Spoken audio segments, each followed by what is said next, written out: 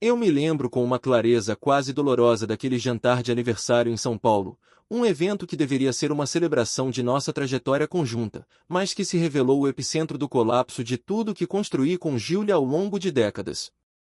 Estávamos reunidos para marcar 40 anos desde que nos conhecemos, numa tarde quente de verão em 1985, quando éramos apenas jovens com sonhos maiores que nossos bolsos, 36 anos desde o casamento, uma cerimônia simples, mas cheia de promessas sussurradas sob o olhar de amigos e familiares, e 24 anos desde que nos mudamos para a casa que projetei com meticulosidade arquitetônica, em um bairro tranquilo onde o canto dos pássaros ainda vencia o ronco distante dos carros na avenida. Há 12 anos, quando me aposentei após uma carreira sólida como arquiteto, decidi dar a Giulia a liberdade para se redescobrir, para preencher os dias com algo além da rotina que havíamos construído.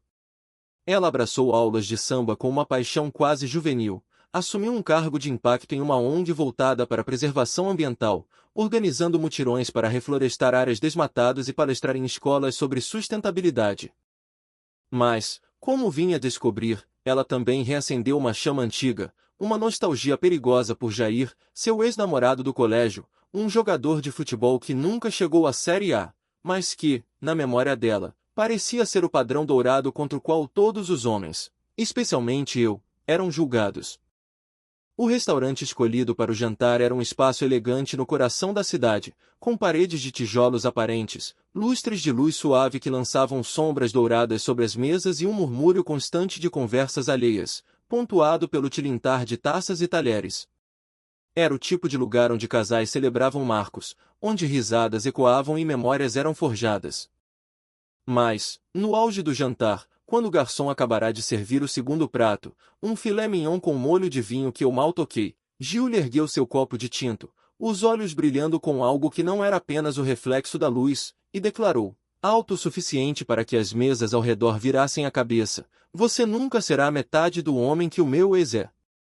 As palavras foram como uma lâmina afiada, cortando o ar, silenciando nosso canto da sala. Garfos pararam no meio do caminho, copos ficaram suspensos nas mãos dos nossos amigos, como se o tempo tivesse congelado por um instante. Uma gota de vinho, grudada na borda do copo dela, parecia hesitar, capturando a luz como se quisesse fugir da tensão que engoliu o ambiente.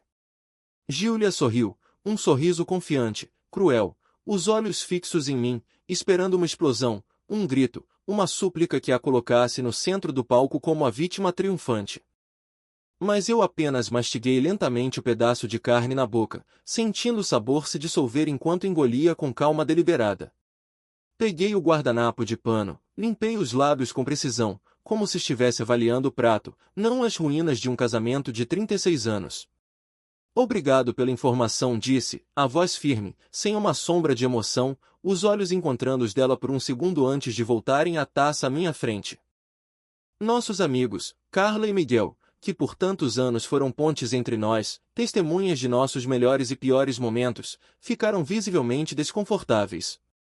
Carla, com um sorriso forçado que mal disfarçava o constrangimento, puxou o cardápio para fingir calcular a conta, suas mãos tremendo levemente enquanto folheava as páginas, como se o ato pudesse apagar a tensão. Miguel, murmurando algo sobre uma ligação urgente do trabalho, colou o celular ao ouvido, embora eu soubesse que ele não tinha compromissos àquela hora da noite. O garçom, segurando meu pudim de leite, hesitou, o prato tremendo em suas mãos, como se temesse se envolver no drama que se desenrolava. Estendi a mão, peguei a sobremesa e comecei a comer, sem pressa, sem desviar o olhar da taça. Cada colherada era um ato deliberado, uma recusa em ceder ao espetáculo que ela tentava encenar. Meu silêncio não era fraqueza, nem choque. Era estratégia, construída ao longo de meses de observação paciente, de coleta de evidências que ela, em sua arrogância, deixava como migalhas, querendo ser pega, mas precisando se sentir vítima. As pistas da traição de Giulia vinham se acumulando há tempos, cada uma como um tijolo na parede que eu construía em segredo. A bolsa de academia que voltava para casa cheirando a um perfume masculino que eu nunca usei, um aroma forte, amadeirado, que invadia o quarto quando ela largava descuidadamente no chão, ao lado da cômoda de mogno que compramos juntos em uma feira de antiguidades. O gosto súbito por caipirinha, a bebida favorita de Jair, algo que descobri numa noite em que, embriagada por 2 doses a mais, ela me fez folhear um velho álbum de fotos do colégio, apontando para ele com um sorriso nostálgico que não incluía nossa história. A playlist que ecoava nas colunas da cozinha, cheia de clássicos da MPB dos anos 90, Elis Regina, Caetano Veloso, músicas que ela ouvia na adolescência, quando namorava Jair, carregada de uma saudade que parecia pertencer a outra vida, uma que não me incluía. E, mais gritante, o colar de ouro, um presente dele da época da faculdade, que encontrei 5 anos antes numa caixa lacrada no sótão, enquanto procurava antigos projetos arquitetônicos. Ela jurou que o havia vendido durante uma fase financeira difícil, uma mentira que aceitei sem questionar na época, porque ainda acreditava na mulher com quem dividia a cama. Agora, ele brilhava em seu pescoço, reluzindo sob a luz do restaurante, um símbolo descarado de sua traição emocional e, como eu descobriria, física. Nunca mencionei o achado. Guardei o conhecimento como uma carta na manga, esperando o momento em que ela se revelaria por completo. 2 meses antes do jantar, um erro dela entregou tudo. Um pix enviado por engano para um tal de Jair, com a mensagem: "A noite passada foi fogo", acompanhada de 3 emojis de pimenta e uma piscadela. Era uma manhã comum, estávamos tomando café na cozinha, o sol entrando pelas janelas grandes que eu projetei para capturar a luz matinal. Perguntei, com falsa ingenuidade, enquanto mexia o açúcar na xícara: "Isso é para mim?" Ela corou, gaguejou e respondeu: "Ops, era para Janaína." Janaína, que mora no interior de Minas Gerais e acha que mensagens de texto são coisa do diabo, nunca teria recebido um pix com emojis de pimenta. Fingi acreditar, mas no mesmo dia contatei um amigo que passou pelo inferno de um divórcio litigioso.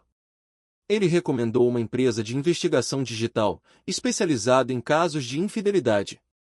Eles me orientaram a espelhar o celular dela de forma legal, usando um dispositivo secundário registrado no mesmo ID Apple. Tudo o que ela fazia, mensagens, fotos, notas, backups de aplicativos como WhatsApp e Instagram, era sincronizado em uma pasta segura na nuvem, protegida por uma senha que ela nunca imaginaria. Não olhei imediatamente. Deixei-a cavar sua própria cova, enchê-la com champanhe e ilusões de controle. Sabia que ela queria ser vista, mas não como culpada. Queria o palco, a plateia, a narrativa de vítima triunfante. Na noite do jantar, após a humilhação pública, saímos do restaurante em silêncio. No estacionamento, sob a luz fraca dos postes que piscavam na noite úmida, ela parou, braços cruzados, com aquele sorriso de quem acha que venceu. "Não vai dizer nada?" perguntou, o tom carregado de provocação, quase implorando por uma reação que pudesse usar contra mim. Abri a porta do carro, entrei e fechei sem uma palavra. Dirigi para casa, o som do motor abafando os pensamentos que giravam em minha mente como engrenagens de um projeto arquitetônico.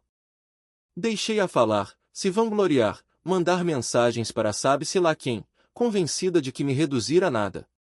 Enquanto dirigia, eu já imaginava os próximos passos. Sabia que ela continuaria a se exibir, a zombar, a achar que eu era apenas um espectador passivo de sua performance. Mas eu não era espectador.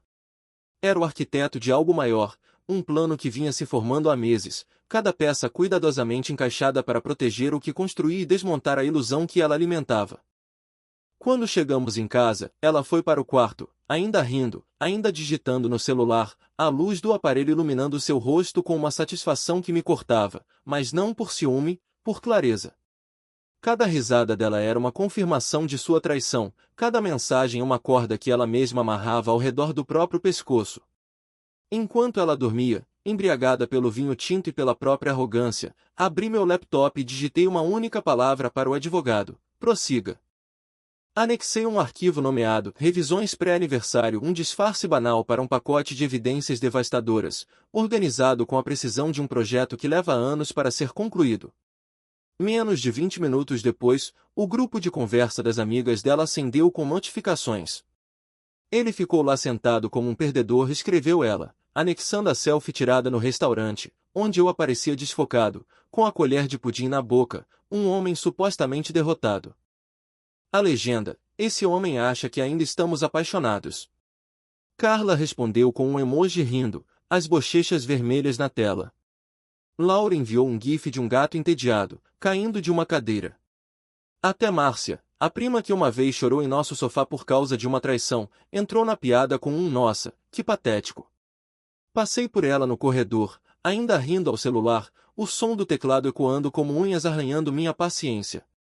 Você foi um ótimo público, Alessandro disse, sem me olhar, a voz carregada de sarcasmo. Parei no termostato, que ela sempre aumentava depois de beber, o vinho barato a fazendo suar, deixando o quarto abafado como uma estufa. Ajustei de volta para 22 graus, lentamente, sem dizer nada. No meu escritório, tranquei a porta e abri o segundo notebook, aquele cuja senha ela nunca conheceu, guardado em uma gaveta trancada com uma chave que eu carregava no bolso. A pasta pacote de saída estava pronta, organizada com a mesma precisão que eu aplicava aos meus projetos arquitetônicos, cópias em PDF do nosso acordo de confiança, assinado no início do casamento, quando ainda éramos ingênuos o suficiente para acreditar que nunca precisaríamos dele, uma planilha detalhando cada transação suspeita dos últimos 18 meses, incluindo saques em dinheiro que ela justificava como doações para a ONG, e compras em cidades onde eu sabia que ela não tinha eventos. Capturas de tela de mensagens trocadas com Jair, cheias de promessas e provocações, uma cópia escaneada do contrato antenupcial que ela acreditava estar expirado, mas que eu mantive válido com atualizações legais anuais, um detalhe que ela nunca se preocupou em verificar. Cada documento era uma peça de um quebra-cabeça que ela nunca viu se formar. Digitei uma mensagem curta para o advogado, Marcos, inicie o processo sob a cláusula de difamação pública. Refira-se ao adendo 3, páginas 4 e 7, com ênfase na violação por adultério continuado. Anexei o arquivo e enviei. Minha internet, como sempre, não falhou. Senti o peso do momento, não como raiva, mas como uma quietude fria, a certeza de que o tabuleiro estava montado e eu movia as peças com precisão, enquanto ela dormia, alheia ao que se formava ao seu redor. À 1h17 da manhã, ouvi o murmúrio dela no quarto, falando baixo ao celular, as pernas emaranhadas nas simplesinias caras que comprei no último outono, o tecido brilhando sob a luz fraca do abajur de cabeceira.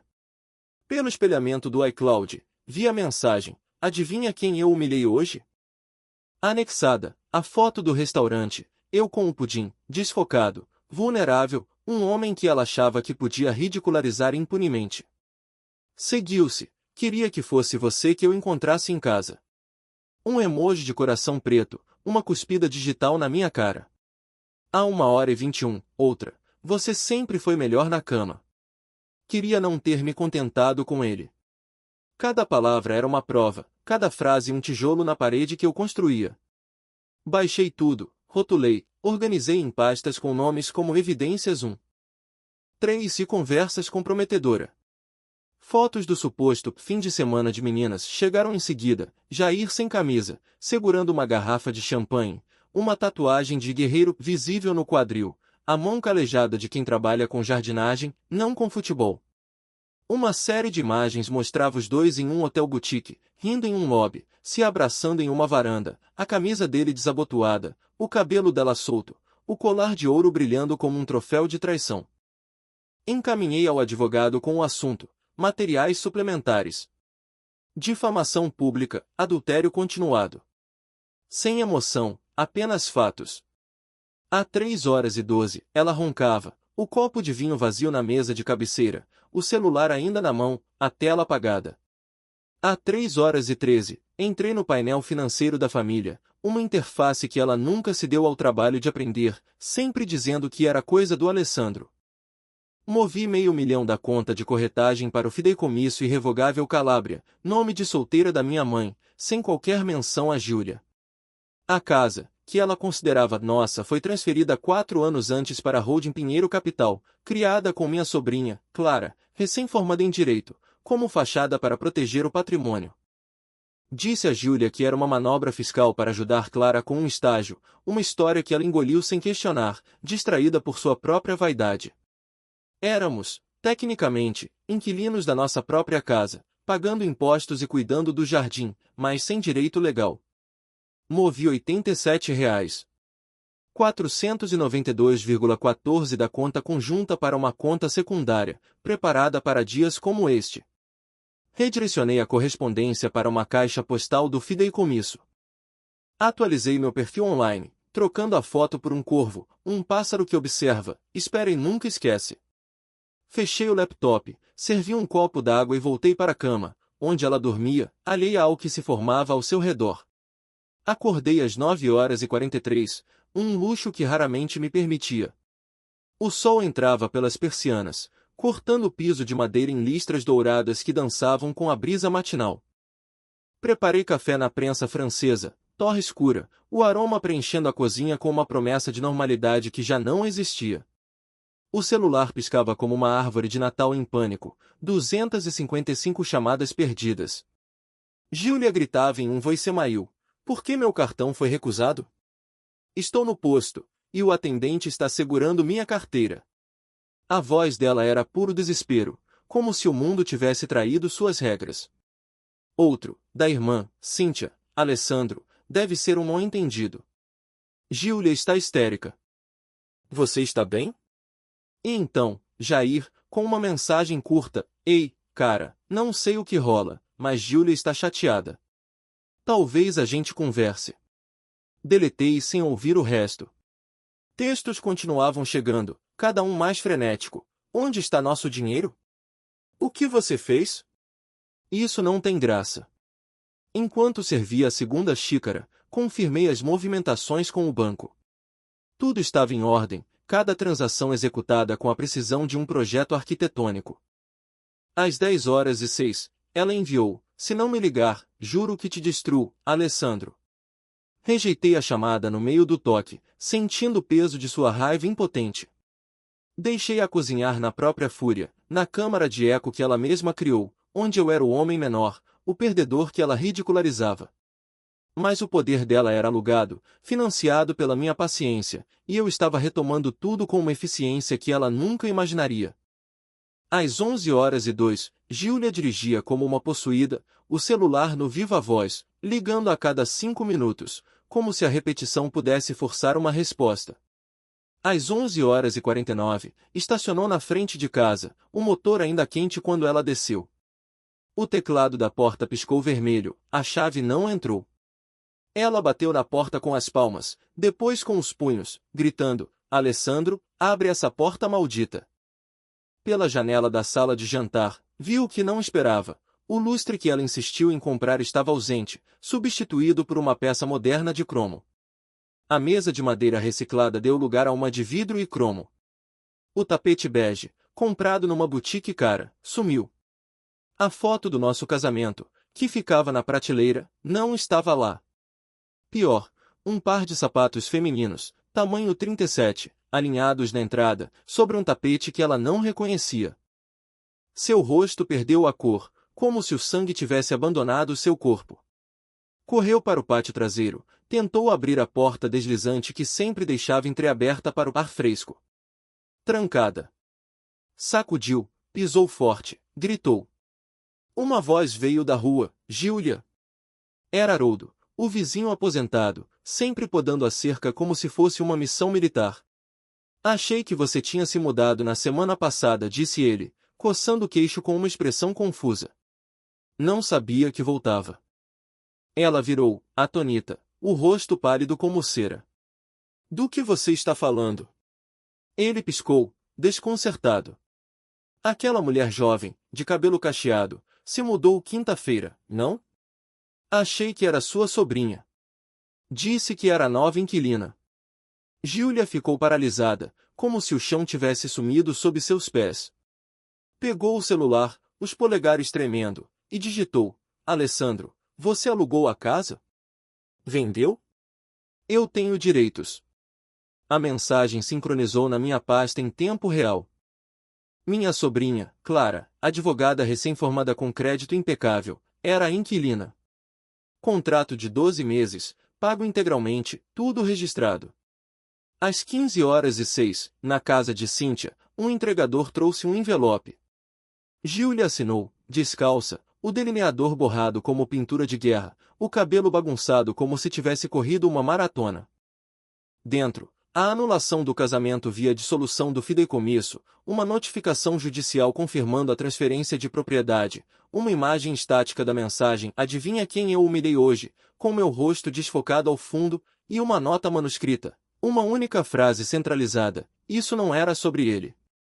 Era sobre você não me ver." Ela encarou o papel, a cor esvaindo-se do rosto, como se o mundo tivesse virado uma página que ela não escreveu. Sentou-se no sofá de Cíntia, sem palavras, enquanto a irmã perguntava, preocupada: "O que é isso?" Júlia não respondeu, apenas segurou o envelope como se fosse uma granada. No café, um lugar neutro no centro da cidade, com paredes bege, jazz suave ao fundo e o som constante da máquina de expresso, ela chegou atrasada, a blusa amassada, óculos grandes cobrindo o rosto cansado, o cabelo pendendo frouxo. "Isso te faz mesquinho", disse, tentando recuperar o controle com um tom de desprezo. Deslizei uma pasta sobre a mesa, o couro sintético riscado refletindo a luz fraca do ambiente. Dentro, extratos bancários detalhando compras em cidades estranhas, pins de GPS do celular e do carro, fotos de um investigador particular mostrando ela e Jair se beijando num estacionamento de hotel, check-ins em um Airbnb à beira de um lago com uma única cama, mensagens destacadas em amarelo: "Você sempre foi melhor na cama. Queria voltar para você."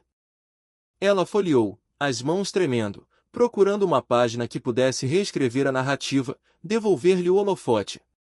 Mas cada documento era uma bigorna. "Você foi baixa", eu disse, a voz calma, cortante. "Eu guardei os recibos." "Podia ter conversado como adulto", retrucou, a voz falhando, os olhos brilhando com lágrimas que ela tentava conter. "Você escolheu o palco, Júlia. Esse é o ato final." Levantei-me, o café ainda quente na xícara. "Agora eu cobro o placar." Um e-mail de mediação chegou dias depois, com assunto frio: comparecimento obrigatório, revisão confidencial. Ela apareceu no escritório de advocacia com saltos altos demais para amanhã, maquiagem pesada que não escondia o cansaço, o cabelo penteado com esforço para manter a pose de protagonista. Na sala fria, com uma mesa longa e uma tela na parede, o vídeo começou a rodar. Primeiro, o restaurante. "Você nunca será a metade." A voz dela ecoava, a risada cortante. Depois, imagens de um lobby de hotel, ela e Jair rindo, a mão dele na coxa dela, uma varanda onde ela se enrolava no colo dele, a camisa meio desabotoada. O advogado pausou o vídeo, o controle remoto clicando com precisão. "Você difamou publicamente seu marido na frente de testemunhas. Cometeu adultério continuado. Usou ativos conjuntos para financiar. Apresentou os termos: renúncia à casa, sem pensão, um pagamento modesto de separação." Ela tentou argumentar, a voz tremendo: "Isso é uma violação." O advogado sustentou o olhar. "Temos extratos, logs, reservas, tudo admissível." Ela assinou, o rímel escorrendo como tinta, traindo o choque que ela tentava suprimir. No saguão do tribunal, o ar cheirava a polidor de móveis e ar-condicionado gelado, um ambiente estéril que não oferecia conforto. Eu estava perto de uma coluna de mármore, vestindo uma jaqueta cinza sob medida, as mãos soltas à frente, segurando um envelope creme de papel grosso. Júlia correu até mim, os saltos ecoando no piso de pedra, o vestido preto como se estivesse de luto, pelo casamento ou por sua imagem, ninguém sabia. "Alessandro, espera", disse, ofegante, o rímel borrado nas bochechas. "Não quis dizer aquilo daquela forma. Passamos por coisas piores, não é?" A voz dela rachou, um misto de desespero e súplica. Estendi o envelope, sem piscar, sem me mover. "Você disse que eu não sou a metade do homem do seu ex." Inclinei-me, o tom frio, cortante: "Acontece que você não é nem a metade da mulher que eu pensei que fosse." Virei-me e saí, o som dos meus sapatos ecoando uma, duas vezes, até as portas pesadas do tribunal se abrirem. Deixei-a no centro do saguão, segurando o envelope, tremendo enquanto famílias, advogados e estranhos passavam sem parar. Dentro, uma única página, o acordo finalizado, assinado, protocolado, executado, e uma citação em cinza claro: "Alguns fins não são barulhentos, são limpos."